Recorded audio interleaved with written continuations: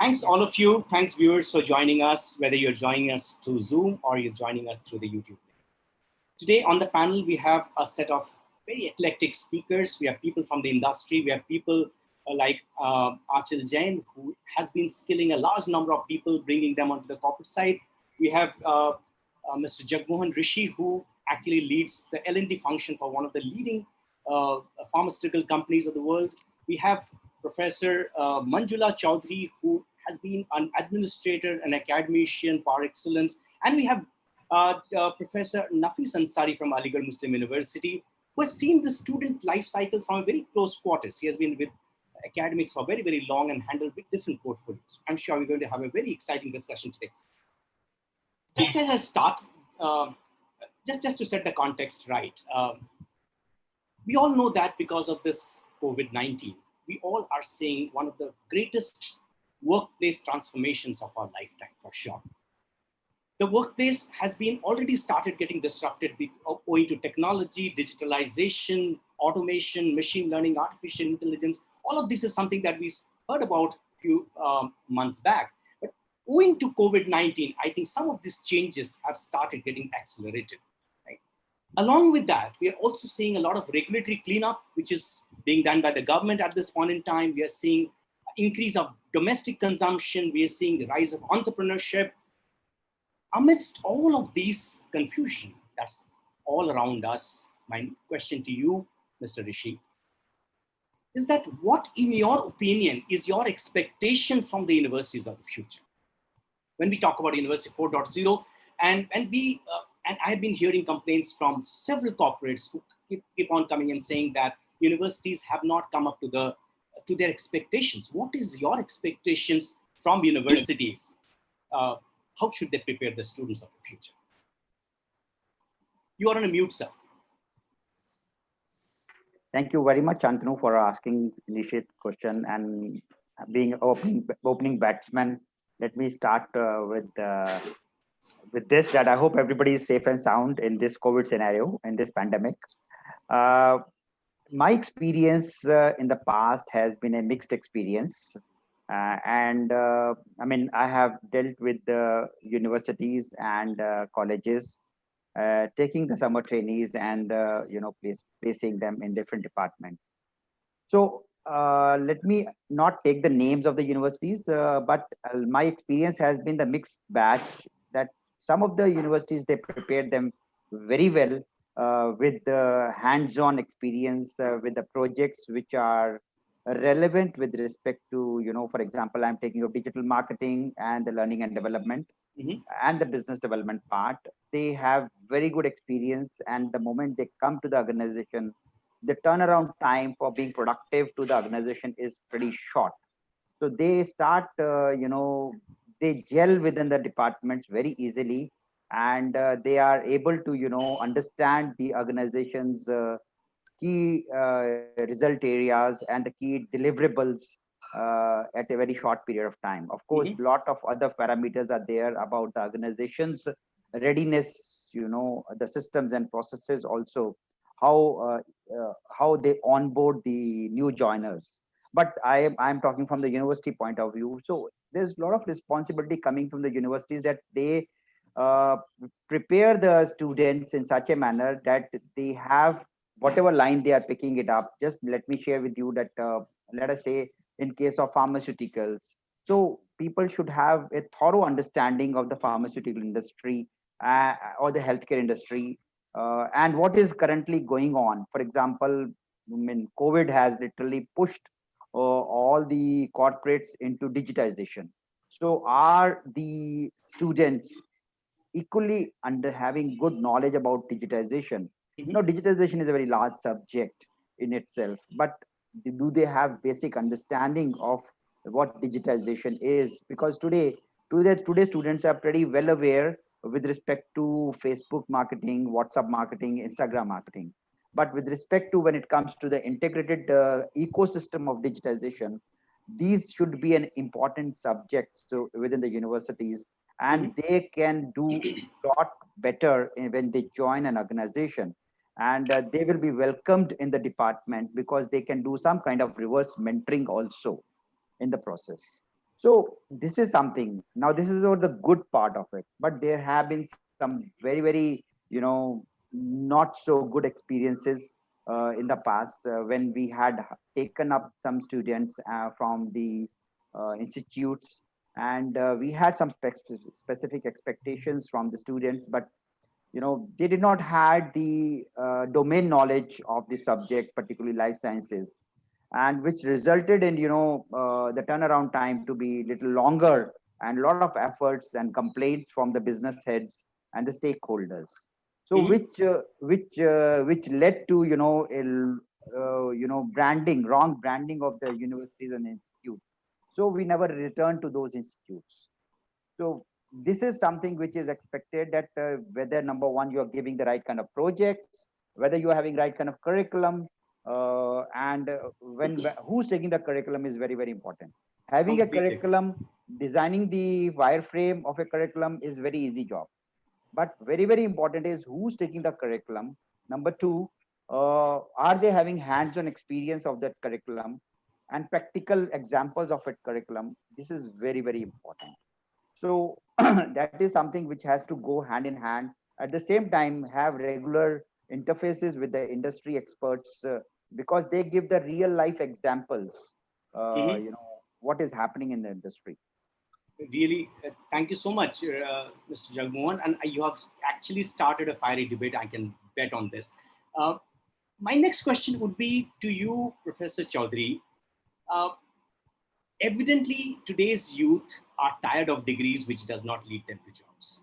And you can hear Mr. Rishi, what he said is that employers are tired of employees who do not have the skills which fits into the open position that they have to offer.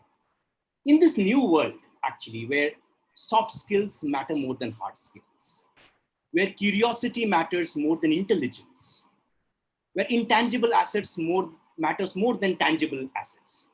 How do you think are universities preparing themselves to prepare their students for the future of work? What's your opinion? Well, Shantanu very rightly said by my previous speaker also, like industry is not finding the students up to the mark, and government is aware of this thing. That's why this new education policy has come in. Though we are yet to see its implementation, but you will see it talks about digitization, and we all know, and you will be surprised to know that before this COVID-19, when the discussions were going on in this new education policy, at that time we did not have anything on digitization, even if it was being discussed in 2019. Thanks to COVID, they had a relook on it, and then this digitization and online education at least is finding the place here. As far as preparation of universities is concerned for the purpose of, say, industry 4 or for the purpose of industry, like there has been so much that is affecting the universities in its preparation. I'm aware and I accept that they are not delivering up to the mark, except the few top institutions. What is happening actually is too much control over the universities by the government.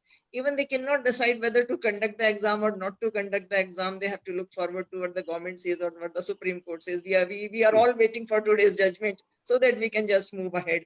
And other than this, of course, there have been many initiatives which have been taken by the even government universities and the private universities. Private institutions are relatively fast to move because their ecosystems are such they find it easy. In government institutions, it is a little difficult, but thanks to the government initiative on Rashtriya Uच्चतर Shiksha Abhiyan, some of the universities like Category 1 or Institute of Eminence have been given freedom and leverage. So they are doing a lot of effort in this direction. The industry collaboration is being made. Apart from that, one thing that is hampering the functioning of universities is our reservation system in the admission. Like some of the students may not be up to the same benchmark. There are different benchmarks are used for them, but then there has to be a system of hand holding. So by the time all students pass, they have almost the same level. There should be not be much difference. What is happening right now, the difference stays the same when they enter and when they exit of the system, and then it is shown in the whenever they go to the industry. But of course a lot more is required. I mean, first of all, curriculums are fine, but delivery is a problem. And maybe this has happened because of a very fast expansion of education in the past decade. A lot of small players have come into higher education, which have no intention to deliver. So we have non-attending engineering colleges, not attending educational colleges. If the students are not coming, teachers are not available, and everyday monitoring is not possible. So how is it possible that quality will be maintained? As a result, overall, the education sector gets blamed. Of course, some thrashing has to be there. If the industry can function competitively, why cannot educational institutions be competitive? So we have to create an ecosystem which is competitive for the universities to function. So that's why in government, they have started something called challenge level funding, that if you deliver, only then you will be given the fund. If you don't deliver, then please stay wherever they are.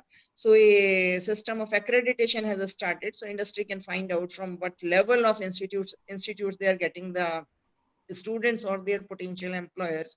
So, I mean, a system has already been put into place, but it is yet to crystallize. And now we have this new education policy. I mean, it will be implemented in the next 15 years to come. I hope like all goes well and university will prepare for industry in future. But I hope like industry 4.0, there will be something called industry 5.0. So it's a never ending race. So it has to be consistent. And I congratulated you for this marathon event. At least people are becoming aware of what is required of the universities and education as a whole. So this is my take on like how universities can prepare for this Thank you so much, 4.0 industrial project. Thank you so much, ma'am. It's very insightful. In the same context, my next question is to you, Aanchal. You lead one of the largest training initiatives under Tech Mahindra Foundation. You train a lot of these people who would have otherwise ended up being jobless, bringing them back into formal employment. And you're doing a great job at that. But however, I was reading one of these World Bank reports, and it said that one of the major reasons for graduate unemployability today is the mismatch of skills, right? Employers, as Mr. Rishi rightly said, that employers look for technical skills, soft skills, creativity, critical thinking, communication skills, all of these skills, right? They say that they need this type of skills. But when it comes to the HR manager, he uses filter called, are you a graduate or a non-graduate? Even if I'm a person who's amazingly skilled with all of these stuff, unless HR managers stop using that filter called graduate or ungraduate, you don't qualify otherwise. So I see a dichotomy in what we say and what we practice in the corporates. What, in your opinion, because you run one of the biggest repair functions in this entire stuff, right? So in your opinion, what should universities have done differently to prepare the students for the future of work? So I think I can start a little bit about telling you about what is the challenge that we face as an organization that is into skill development, is that we're not able to play catch up with the industry when it comes to when it comes to technology, when it comes to skill, because the industry is extremely fast in terms of skill upgradation, technology upgradation. If we are to take the manufacturing sector, machinery upgradation happens at a very fast pace, which we as a skill development organization, due to the sheer cost of it, are not able to cope with. That's one. Secondly, what I do feel is that if we are to look at Germany as a very, very glaring example, Germany, Switzerland, and Austria. In Germany, they have successfully been able to integrate, vocational training into the education system. So if we are to look at unemployment statistics in Germany, youth unemployment stands at just 7% versus startling 23% in India in 2019. So I think, what I do feel is that if industry is to align with universities in three ways. One is to actually probably put some of their learning and development cost into universities in order to, really equip or give insights to the, to the professors and the faculty to know what's happening in the industrial or the employment world out there. That's one. Secondly, of course, now I'm focused on manufacturing. Is that how can industry adopt ITIs in order to upgrade? We work with certain ITIs and we see that they have machinery from the 1970s. So really, how does the student coming out of an ITI who has, mind you, spent 2 years of his life into developing skills so that he can earn a livelihood, actually comes out and sees that whatever he's learned, whichever machinery he knows how to work on, is actually redundant and doesn't exist in the real world. So that's the second. And third, I think, is also to really focusedly look on apprenticeship.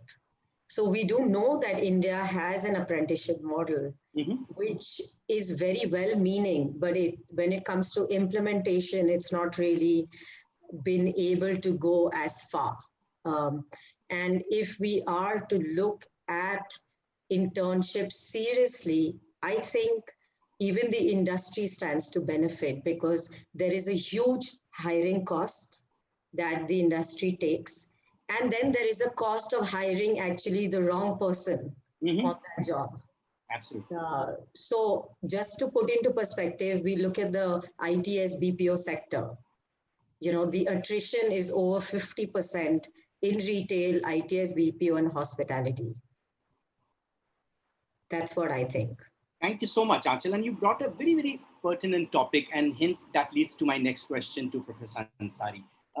Sir, Aanchal actually talked about how apprenticeships or on-the-job training has been so successful in certain countries, and they really made a role model out of this, right? However, countries like India, though we had an apprenticeship act almost close to about 6 decades back, but then Germany today has almost 3x of the number of apprentices that India has today. I mean, that's the potential. Obviously, the industry has a lot to benefit from apprenticeships, because it creates an excellent people talent supply chain, as Aanchal rightly said, and also takes care of the concern that Mr. Rishi talked about, is about how do we make these newcomers more productive when they come and join organizations. Obviously, industry has got a lot to benefit.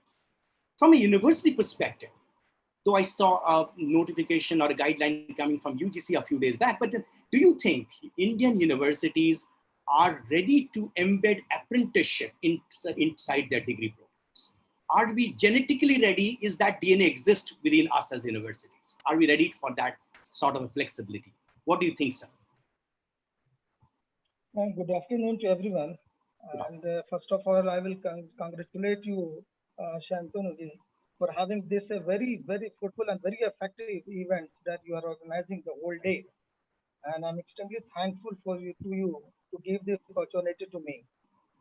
Now, the points that you have said to me here, I would like to go back the history of Indian system that by which we are coming today.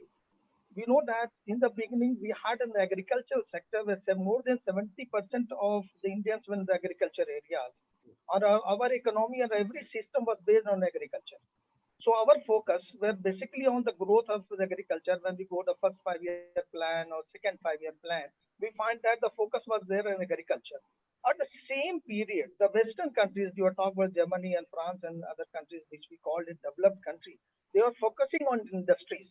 When they are focusing on industries means they are focusing on the technology by which they can enhance the productions and various other things by which they can grow in the economic areas. Absolutely. So because that focus that we had different in India and in Western countries, that make a difference today when we see that today's system, when we talk about this University 401. So in that way, when we go through the educational system they had and the educational system that we are having, we find that we have now started to have moved towards those areas where they have crossed more than 2 decades. And fortunately, this COVID-19 epidemic is forcing to the government, forcing the institution, forcing the academic professional and industrialists to come forward and rapidly try to move forward for these types of the gap that we had in the Western countries and in India. Now, when we talk about Indian system, when we go through the educational system that we have, here what we find that in spite of having a focus on education to the village to the top level in the form of primary education, middle education, or the higher education with the government was, I said that in spite of their level best, they could not go to that extent that they must have gone through.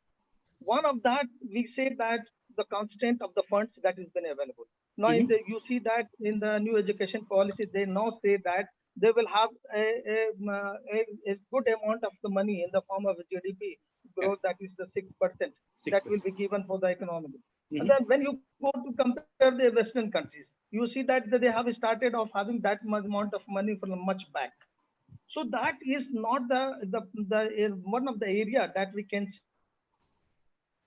say that created a problem for developing a proper group for the purpose of development of the nation. Now, when we talk about the modern time that we are, when we go through the new education policy and we go through the industrialization that we are having today, we say that one of the things that has been said that Mr. Jagmohan, that about the syllabus and the output the university is having. What we find that the industrialist wants to have a good product from the university, but the industrialists are, I may say that, not so much serious or having a good product from the university. They, in Western country, you will see that the industrialists are having a collaboration with the university for their in the need of their demand. In India, what we find that the most of the industrialists, they want to establish their own institutes, their own colleges, their own universities. So in that circumstances, how they will have more focus on the regular universities that is having for the purpose of that type of product they want for their institutions.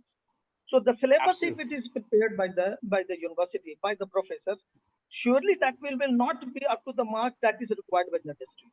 So there must be a close collaborations with the universities as well as the industries to have the type of the syllabus for that.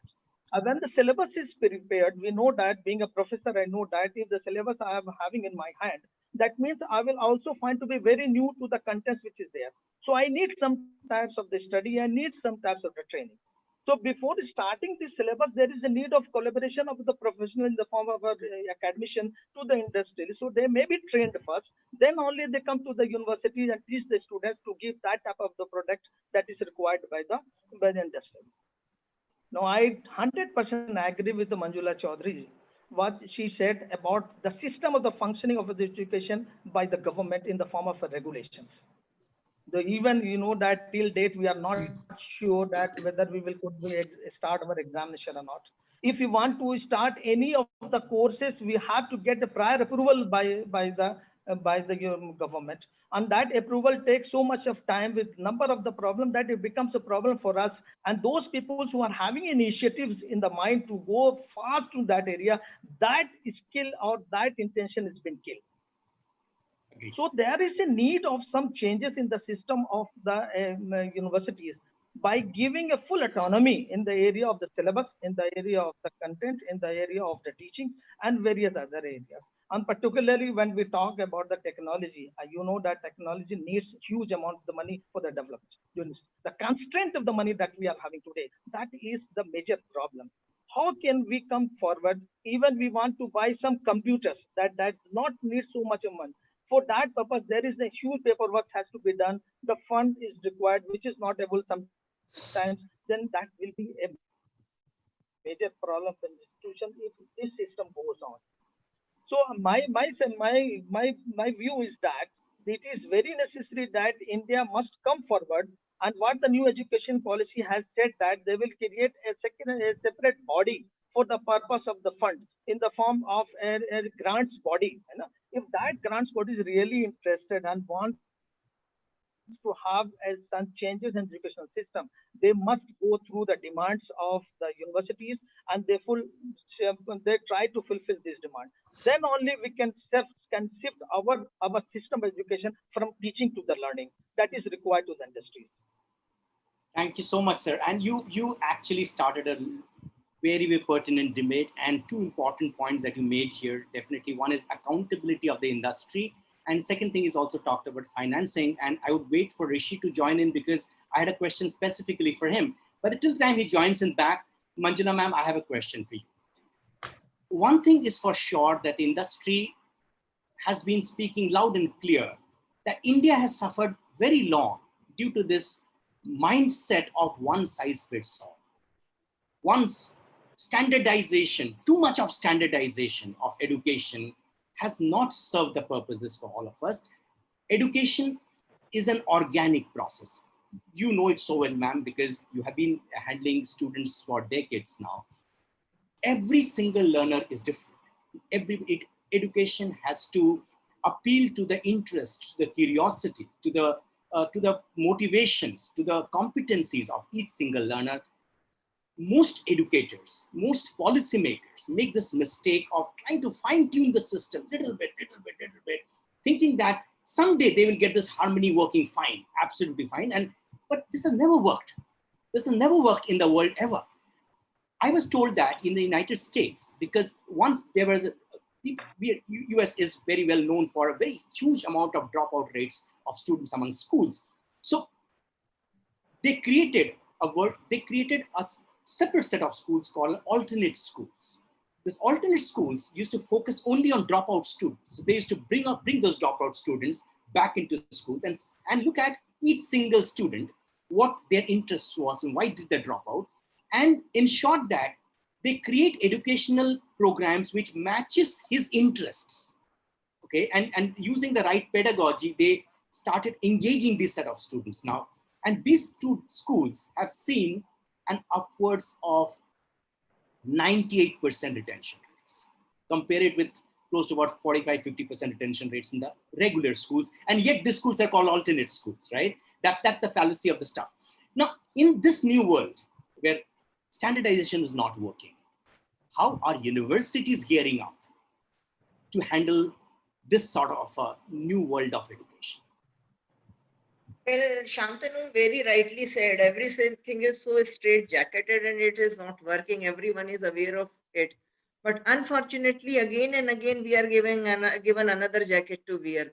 Let me give you one example. B.Ed, they started with 1 year, then they made it 2 years. Sometimes then they are thinking of making it 4 year. I'm not sure how much difference is it going to make. Same is happening with MCA, beginning with 2 year, it went on to become 3 year. Then again, from this year, this is 2 year.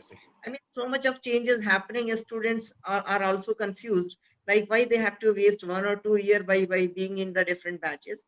So I mean, this will not work. But of course, it's not that universities are not aware of it. So a new system has started. Whatever government prescribes in terms of the straight-jacketed curriculum or the pedagogy or in terms of duration of the course, they have started offering additional courses. I mean, these courses can be within the university's campuses, or then these courses can be from online platform. One unfortunate part is all the credit transfer of online courses taking place from those courses which are on SWAM portal. It has a very large repository, but it is not benchmarked with the best in the country. My students are interested in courses doing from Coursera, but we are not able to transfer their credits for that. Similarly, the same thing is happening with other platforms. Then government is talking about, you were talking about internship, building internship in the curriculum. And in this case, even our university teachers, they are very, very resistant. I have the example of my university. I have been telling them from last 1 year, at least create 2 batches in your post-graduation. One should be internship based. So they are still thinking, forget about implementing it. Yes, this is not working. We are finding a way out. We are doing like chipping in from this some add-on on online courses, but still this is not enough. We need a lot of freedom in which universities can customize their own courses. Because what sense does it make a student from Chennai or any students from Kurukshetra, they study the same curriculum, same duration, same language, same method, same medium, and when they are not the same. So we do not have any system of bridge course also, so they are prepared to do the same type of course. So a lot of initiatives are required, bridge courses are required before they enter into the course if we want to have it straight jacketed. Hand holding is required, as you said, in the like US they have done for dropouts. And apart from that, some additional courses are required. And in our country, since most of the students do not come from very well-off classes, they need financial support also. So the hand-holding is required in that aspect also, scholarships, fellowships, and some supports, some subsidization is required. Government universities are currently highly subsidized. Even then students are not able to cope up with expenses. So all these things have to be considered if we have to make the education really effective. And the system in the new education policy that whatever you study, I mean, you will get something, certificate, diploma, advanced diploma, degree. It may look very good on paper. It will increase GER also on paper. I'm not sure what will be its efficacy, because in that case, you have to create everything modular, whether that module is going to be effective or not. If again the curriculum comes from the government, then again the same thing happens. We are not discerning the differences between the different types of learners. So a lot of education is happening, a lot of delivery is happening, but learning is not happening. So we are creating a all educated and no one learns anything. So this has to be avoided. Very well said, ma'am. And you are an amazing speaker. I've heard you so many times and have attended panels with you. You said it so well. Education is happening, not sure learning is happening. You also pointed out the fact about how universities are supposed to be autonomous bodies, but we are all held in shackles. And Aanchal, Dr. Professor Ansari also spoke about the same thing. And so we are obviously we are all held back by this regulatory cholesterol, and which is not helping the cause of stuff. I mean, universities needs to be given much more autonomy, be it academic autonomy, be it financial autonomy, all of this. We need to have our own ways to manage it. Only then it will work on. Thanks, Rishi, for joining back. You are on mute, and I was holding a question back for you, because you made an allegation at the beginning of the session where you said that universities are not doing enough, right? And Professor Ansari has a very different point of view, and he talked about accountability. He said that, is it fair to blame universities alone for all of this stuff, right? Industry also has got a lot to benefit. The relationship between industry and academia is supposed to be symbiotic in nature, right? Whereas the academia actually benefits from improvement in teaching, be it access to funding, be it reputation enhancement, be it access to apprenticeships, or access to a lot of empirical data that industry gives to academia for the research. But the industry also have got a lot to benefit from universities and academia and their students, because you get access to complementary knowledge, because they are all research driven. You get pool of skilled resources. You get to use their facilities at time. You can train your existing employees out of those universities. Do you think universities have, or industry has done enough when it comes to collaborating with academia? Do you think as industry, do we actually deserve what we are asking for from universities? Have we done our bit of it? What do you think? Thank you very much. I never wanted to provoke anybody. My whole objective is to share my thoughts from my little bit of experience which I've got. My whole objective was that I share what the industry also feels and what has been the experience. So coming to what industry is contributing, I mean, I'll answer it in a different manner. You know, I have passed through colleges. I've done my universities. I've done my other learnings also. My father says a very important thing. They say that education may stop at the colleges and the university, but the learning doesn't stop. Absolutely. So a lot, you know, depends upon the individual himself or herself or to sharpen themselves. Depending totally on the universities and the colleges that is something which is individual prerogative, and as I say, the personality profiling kind of thing. To your industry part, I give an example from Wockhardt. For example, you know, we have specific program, particularly at Aurangabad, where we take up students as apprentices and we certify them, and that has got a very good success rate, that they get placed in very good pharmaceutical companies in the manufacturing setup. That one example I'm giving from the apprenticeship part, and we certify them because we are a respectable body in manufacturing, and we have some certified courses accordingly internally to it. Similarly, from the head office point of view, from the corporate point of view, we have those things wherein we ensure that our key faculty also goes to the academia and share their thought processes. Now, at the same time, I must bring about this particular part that universities and the colleges, they have got a wonderful infrastructure. There is a parallel body which is going on. Let me share with you. Take example of Teamlease, take example of other institutes or a freelancers also. Why a freelancer is able to get 100 to 200 participants in one Zoom call, whereas colleges and universities cannot, right? That is what I'm saying. So it is the content which is the king, my dear friends. It is not that in the university also, if you have a star professor, people go to that lecture. Give me a moment, I'll just switch off my TV because I shifted from my living area to this area so that I can get the coverage over here. Yes. So, so that is exactly what I'm bringing out a point here, that content is very, very important and rich. So it depends upon the university and the colleges and the industry also, that we create that content for which we get the eyeballs of the students. We are competing with, my dear friend. We are competing with Netflix. We are competing with Facebook. We are competing with WhatsApp. We are competing with Instagram. Is our content ready to give competition to these platforms? Very well. I believe it is not. Very well. Can we use? Is the academy investing in the digitization? Is the academia investing in gamification? No. So that is where we lack. In fact, in the recently launched book, this is Are You a Digital Dinosaur, which is the Amazon bestseller. I'm not promoting this book. You can always see this on my YouTube video, and it clearly highlights what are the gaps which are currently in the academia and also in the corporates also, my dear friend. I am not highlighting on the gaps in academia. I'm highlighting the gaps in corporates also. So one of the aspects which I always highlight here is the technology or the content is not an issue. It is the mindset which is an issue. Very well said. Very well said. I mean, I completely agree with you, what you said. And part of it, what Professor Manjula Chaudhary also said, I think our Right to Education Act should change to Right to Learning Act. Our mindset has to change from a teaching to learning, and that's going to be very important. The second point, however, Professor Ansari also brought, which is very pertinent, and I would want to ask you, Aanchal, for your opinion on this. He talked about a financing failure in education. He talked about how universities are constrained, right? But when I look at the entire ecosystem, I think corporates are not looking at financing education because of three holes in the bucket.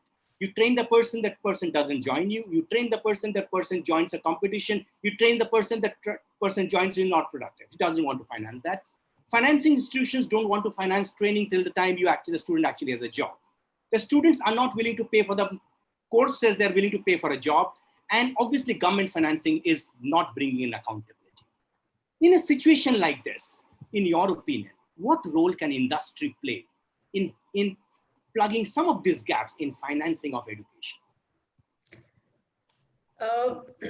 I think that when it comes to industry, I think it is more, I would not like to use the word financing, but it is more of a collaborative and cooperative approach that is needed. I will take an example of what we are trying to do, because we do see this gap. And we are trying to, because we skill youth. So like, the other panelists did mention that, we see this trend that they're literate, but they really do not have the skills to get a job, because there are many more skills needed in order to really convert a job than just being an engineer or than just having a degree. Yep. And I think that what we are really trying to do here is that we are collaborating a lot with industry, trying to see how we can reduce, if not eliminate, the gap between, the desired skills to what the students really have. And I can say with confidence that we have managed to do that to some extent. Now, when it comes to the universities, I think, I think one point that Mr. Ansari made is that if there is no autonomy, and here government plays an extremely important role, where government has to come in to give incentive to the industry and academia to really collaborate. or actually, because otherwise it's not going to work. If if there is no facilitation from the government, this is not going to work, because on the education side, still there is quite a substantial amount of bureaucracy that is there, which the educational institutes do grapple with. The second point that I would like to make is the trust. So, for example, let's say if we do skill development, the industry does not really have the confidence of the skills acquired in our kind of a skill development. In some cases, not all. Of course, not taking away the fact that we put in a lot of effort, but the industry does not have that. And if we are to align, educational institutions to actually build in vocational training, then we will have to ensure that the industry is able to trust the process and really believe in the certificate that has been acquired by a student at an educational institution. So these are the two key things that I think will completely agree. I'm running short of time. My last question to you, Professor Ansari, and I would expect a slightly brief answer because of paucity of time. I wish this debate continued for another 1 hour. I had enough material to ask all of you, and I'm sure you could have. I would have had enough an amount of interesting answers. But when you talked about digitalization, one thing is for sure that COVID-19 has brought online education from 2030 to 2020 in just about a quarter's time. That's for sure. I mean, online education has come forward. When digitalization or digitization is the new norm, what is the future of education in your mind? Is it physical classrooms or online? Is it text or multimedia? Is it degrees or apprenticeships? Is it study and then work, or is it lifelong learning? What is the future of education in your opinion, sir? Here, Shantanu, I have 2 points that I have to make on it. One is that you are talking about the distance learning point of view. Another is that preparing the students who may come forward in the form of a caliber to the industrial demands. Here we can say that the scenario on which we are living here, our institutes are not capable enough to accommodate that number of the students or that number of the person who are capable enough to have a good education. So here I suggest that there is a need of encouraging accelerated remote learning. In this accelerated remote learning here means that a curriculum has to be prepared with collaboration with the industries, and that syllabus has to be delivered to the students and the various other groups who are sitting their homes, their workplaces in the theoretical study. After that, they may have a 1 month or 2 months of a face-to-face work of in the form of practical skills. There, the industries can play a very important role, and the universities can bring a platform for that. So the theoretical study, their syllabus collaboration can be. So you've got mute. You've got mute, sir. By the professors. And now when we come to the part of the practical knowledge, here the experts in the area of industrialists, they may come to the university and can have a face-to-face interactions with those students who have got the theoretical knowledge. By which these industrialists, by having the face-to-face knowledge, they can find out the students which can be a good for the institutes, and there itself they can have a good products for their industries. This is the first point that I would like to say about the future of the education system. Second is that the project-based learning. Not a syllabus that is there and we go on studying. There must be a project. On the basis of that project, there must be a syllabus. Absolutely. And that project-based learning should highlight the importance of studying in certain skill areas. Whether you are going to the financial area, banking areas, and automobile areas. For that purpose, that projects can be done. But a simple example, very light example I would like to give here. For example, one of the automobile companies, they are producing the vehicles, and when coming to the market, there are huge mechanics who are there working, don't have the knowledge of the technology that is there in that automobiles. You are having any problem on the road, then that person who don't have a knowledge of the technology that touches your machine, and that goes more difficult parts which is there is been disturbed. you understand? So here what I may say that there must be a project where the university may create a syllabus of that project, and that technology of the automobiles may be given to university, and university may develop that type of the workshop there, and these small groups of these mechanics may be treated, them have a practical experiences there, and that can then they can give a good result to the common peoples. So here, this there you see then classroom, we are sitting in row and the teacher cannot reach to each and every students. If there is a classroom where there is a round table of the classrooms where the students are sitting around and the teachers can move freely in all parts. This is what we call a scale up system that is being used in North Colonial state. Then in that system, every students can be closely watched by the teacher in their project skilled programs. You understand? Absolutely. So in that way, we can develop then skills, and that can be helpful for the institutions as well as for the industries. Thank you so much, sir. Very, very insightful. Very insightful. I mean, I really amazed. I was really enjoyed the discussion with all of you. Amazing ideas. I mean, Right to Education Act must change the Right to Learning Act. A better collaboration, a better synergy between the industry and academia can bring in cathartic change in the way students' behavior or students' competencies are seen. Productivity becomes one of the very important aspects that corporates are looking for when they're looking at new people joining them. Institutions are held back by a lot of regulatory cholesterol, but things are changing for the better. However, there's a need for a multiple level of financing, possibly where corporates can also, industry can also play an active role, be it CSR funds, be it apprenticeships, stipends, project funding, research funding. There could be so many other stuff that's there. I wish this debate went on for very long, but then today we have a constraint of time. Look forward to another engaging discussion with you sometime very soon. Thank you, panelists, for joining us. And for all the viewers, our next session is on the next handle. I put it up on the chat link. The link is available there. It's on the reskilling, upskilling, and new skilling to create a resilient and a productive workforce. Do join us for the next session. Thank you so much. Thank you so much. Thank you. Thank you.